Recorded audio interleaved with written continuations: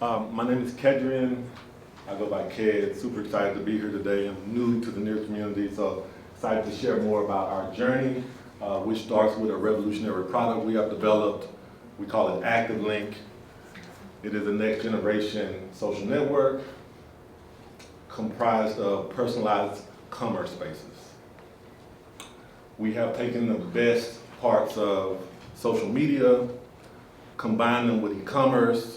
We've designed it for collaboration, essentially reimagined the look and feel of websites so much that you can't just call them a website any longer. You have to call them a fan engagement hub. And that is what we do at our company. We are the #1 builder of fan hubs on earth. And the work that we're doing is critically important because the next generation of online merchants are all storytellers. And they need more intuitive tools to capture the value of the stories that they're telling. Let me show you how this works.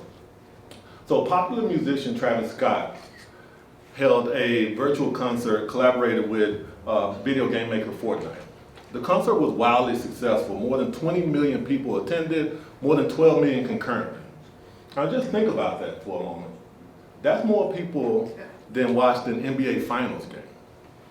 And so the challenge for the creator is that although he was the primary driver of the engagement, he received 0 of those fan records generated that day. And this means that it's limited his ability to monetize those fan records beyond that activation. It also greatly diminishes his ability to negotiate with these third-party platforms. And by the way, that third-party platform went on to generate more than $2 billion that year, largely based on the ownership of those fan records. So this is a big, big problem, not only for Travis, but for the 50 million people globally that are professional creators. They are leaving a ton of money on the table when they're working with these third-party platforms. They've essentially outsourced their community management, sacrificing the ownership of those fan records. And so our solution is a personalized commerce space, a fan hub, owned by the creator, that delivers an independent digital economy. You can think of it as a digital home, if you will, where the creator's content, their community, and their commerce all live and intersect seamlessly. Quickly dive into the product. Not the color I wanted, but quickly dive into the product. We are a Web 2.5 solution. We have developed a hybrid cloud and blockchain solution platform. We think of the platform that we're building as community infrastructure protocol to make it extremely easy for media properties and original content creators to migrate their fans to Web3, whether that's using token-gated tooling, blockchain-based games, or having their own branded secondary marketplace to trade and sell digital assets. Our core purpose is to solve the most acute pain points that creators are facing today. One is to reduce the friction that they have when they work with digital assets. And then 2 is to fundamentally realign this value stream between creators and these third-party platforms so that when original content is created, the value of that content lives on a platform that the creators own and then is shared to a third-party platform, not the other way around. We currently deliver this solution for some of the most recognizable sports and media properties on earth, including the National Basketball Players Association, 2 college conferences, and 2 professional esports teams, along with some other notable individual creators. We've done a really good job building strategic alliances to further our mission, including completing the Google for Startups program, as well as we just completed the Start Path program from MasterCard.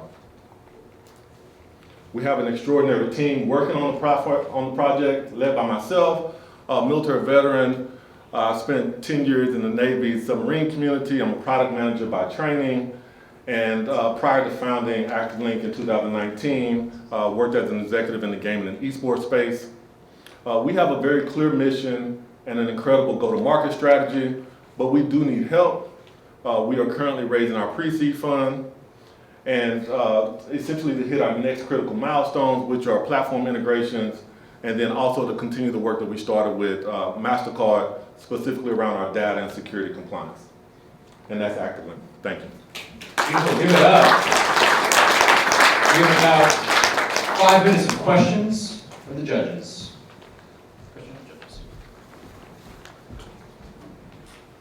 so much for the presentation. Oh, thank you.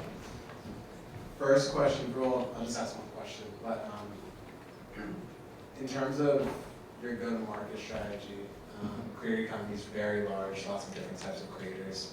How do you think about where you start and which communities feel this problem the strongest right now? Yes, thanks for the question. So we essentially have two core channels for acquisition. We think of it as wholesale and retail. What we've been working on now is our wholesale acquisition. So working with media properties who essentially feel that's an existential threat that their fan communities live on social media. Think of it like the gaming companies that I referenced. But we are launching a retail acquisition channel. This is primarily through our fan hub builder, ActiveLink.io. And a lot of the guys that feel this pain point are actually the people that influence creators. So people who are training creators, people who are teaching people how to do podcasts, people who are teaching people how to do become a creator. Those are our initial target. Great question. Yeah.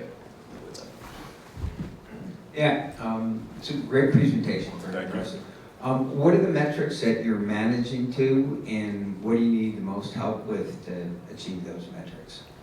Yeah, so what we've been thinking about, obviously kind of internally we've been thinking about two things. One is just ensuring that our clients can find value very quickly on the platform. So, we've been focusing on how to reduce the time to value for our clients to actually get on the platform and perform some sort of activity.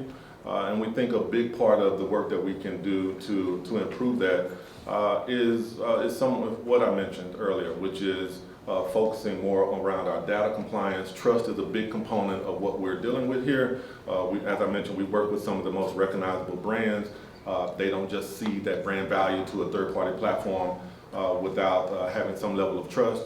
And so what we're focusing on is our data management, compliance, and security solutions. So with the product, can you just give us a sense of where it is today? And if you are able to raise your pre-seed, where you will be putting your attention?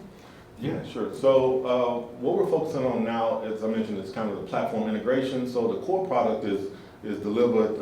It's primarily a cloud-based solution where it's very similar to Shopify, where you can go select a plan, you can build your fan hub, and then it auto-populates your SSL. You can connect your domain to it as well. It comes standard with a custodial wallet and then an NFT marketplace as well. And what we want to do is expand on the value that we've already created, right? So we're looking at working with Near and the Boss. We think that would be instrumental for us to have dApps built on top of our platform. And then also we want to expand the solution that we built with the wallet, specifically with the fast auth solution with Near as well. But platform integrations are probably the next key milestone that we want to target. Great, thanks. Thank you. Any questions from the judges? No? Well, thank you so much. Okay. Give it up one more time.